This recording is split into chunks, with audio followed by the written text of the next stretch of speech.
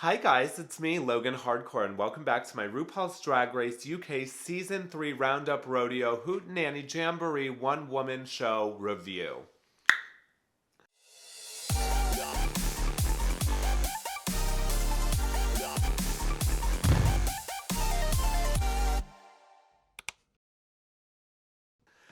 Hi, coming to you today, it's me and my zit. And you know who is still coming to us today? Vanity. And I'm not sure how. I wasn't here last week. I had a lot going on, and Vanity's still here, and we'll get into who's gone on Canada. I have to talk about the fact that Kitty Scott-Claus has really grown on me, and the fact that she's like, I have 2 badges and a sash. The sash sends me over the edge. She is not letting anyone not know that she has a sash. The main stage challenge this week is going to be the roast, and it is the Pearly Gates roast. It's a stand-up set where you're to roast yourself, the judges panel, and a plot twist, the eliminated girls will be in the audience. The runway is going to be Oh My Goddess. So this whole theme for this week is like heaven, wings, God. Ooh. I like that Ella was the one to make the order of the girls, and she's like, I want it to be rubbish good. And she goes, Crystal, her, Kitty, Vanity.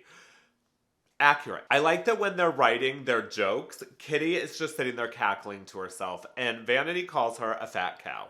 Maybe no one caught it, but I did. I also think there's something to be said to be able to laugh at yourself. And when Kitty's very much like me, I think that I'm the funniest person on earth. And sometimes at my shows, I am truly cackling and people are like... So again, they're doing the main stage challenge the same day that they got the prompt. So another way that this season feels rushed. Kitty is in that makeup mirror feeling herself. Miss Mother is like, oh, I'm so gorgeous. Ooh, mother's milk. Ooh, sensation. It's a true pleasure to see Little Miss Victoria Scone in the audience. I really still love her. We get into the roast, and Crystal is first. She looks beautiful. She has on the same human hair bob she wore for Charity Shop Chic. And I like that she says, oh, Charity Case is here. She's like a horror movie on legs. And if you really want to be scared, you should see her in drag. Woo! Yes. Girl, Charity also is wearing a mask and seems like she doesn't want to be there. Crystal really pigeonholes herself into an area by only talking about her age and being a virgin. And it gets very repetitive and very annoying quickly. She's like going in on Michelle. She's like, let me tell you what a virgin is. While her nipple's hanging out, her breastplate's hanging out. And Michelle's literally like, great, thanks. Oh my God. Crystal's going on and on about RuPaul's age, and Veronica Green from the audience says, the only thing getting old is these jokes. Girl, these people are not having Little Miss Crystal. Crystal says, now Ru has complimented me on being gorgeous and young and good at what I do, and RuPaul screams, well, not anymore! Girl! They're roasting the shit out of this poor girl who is petrified. Then we have Ella, and immediately you know she's gonna do great. She's like, I'm making fun of Anubis. She's like, is it Anubia? Anubis? Is it a new bus? Are you on a bus on week 1? Yes. She says to Victoria, if you ever need any help, just knee slide into my DMs. I love it. I mean, it's not that great of a joke, but like, let's go there. And then she said, Crystal got to play a robotic fashion girl last week. Talk about typecasting. And they shoot over to Crystal, and she truly looked like she was about to start crying. Then she keeps going in on Crystal and says, if I'm ever in need of a brain transplant, I'll take hers because it's never been used.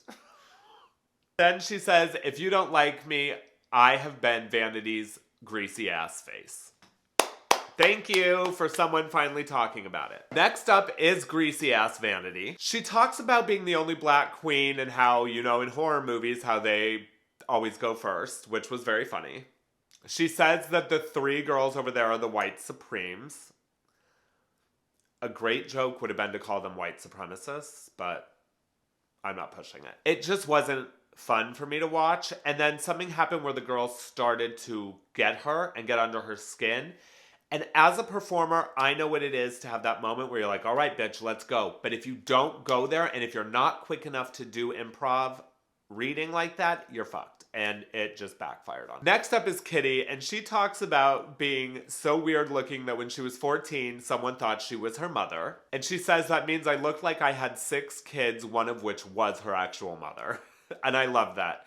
And she said, I don't know why I wasn't bullied as a kid. I would have bullied me. And then she goes in on Crystal by saying, Rue said you were born to do drag, but you weren't born to win Snatch Game, win an acting challenge, win a dancing challenge, win a sing. I mean, girl, I was screaming. And so was RuPaul. She goes into the girls in the audience and says that Teresa is named after a spicy cured sausage, but that doesn't mean that she has to smell like one, confirming that Teresa smells like shit. In my opinion, it was Ella, Kitty, Crystal, Vanity. On the runway, it is Oh My Goddess. And I have to say, 3 out of the 4 of these were the best looks I've seen, I think, this whole season. Crystal comes out and she's very gold R2-D2 when it has this crushed velvet accent piece, which looks beautiful. The coloring is stunning. She has a beautiful headpiece.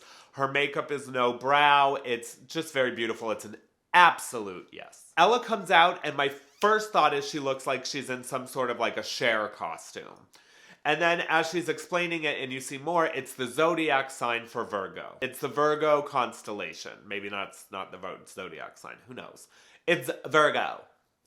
For her, this is a very big improvement from anything I've ever seen on her. Yes. Vanity looks cheap. This is where you see the difference in Vanity and the other girls. Mess. Kitty comes out in a Grecian gold and baby pink look. It is very beautiful. It is quintessential Kitty in my mind, and this is an absolute yes. The judges' critiques say that Crystal has the type of energy that lets the crowd know they can have fun with her, and that's very important. I do that in my show. The audience knows we're going to go back and forth together, and none of it is to mean harm. So I understood this critique, and I think it's a great critique to give someone. Ella gets told she was a Grand Slam, which she was. They said that Vanity took the safe route when she went to the girls in the audience, and I agree with that. I also just don't think that she is at a level of being able to read like that. And I just think her time in this competition has expired. Michelle says that Kitty looked down at her notes too much, which is very true. I think that's going to be the one thing that gives Ella this win over Kitty. And surprise, Ella is the winner of this challenge. In the workroom, all the girls get a little message from their parents or boyfriends. Whoop-de-doody, I don't care, I'm not invested, I'm over it. This should have been the last episode. Kitty goes to the finale, Vanity and Crystal lip sync, and the song is Hallucinate by Dua Lipa. Vanity is a natural born performer. It's at ease. Crystal feels a little bit more put on and like it's not her wheelhouse. But at the end of the day, if we're comparing everything in the season, Vanity needs to leave. Which she does, and Crystal is in the top 3 with Ella and Kitty. I think this is the great final top 3 that I saw, and I think I would like to see Kitty win. This has been such a growth for Kitty, and I don't think that Crystal is a superstar, and I think it's Ella's or Kitty's to win. With that being said, like, comment, subscribe, and let's keep on seeing. Girl, next up is Painted with Raven. I'm thinking of maybe doing critiques on Painted with Raven while doing the look that they're supposed to do. Let's see what happens, but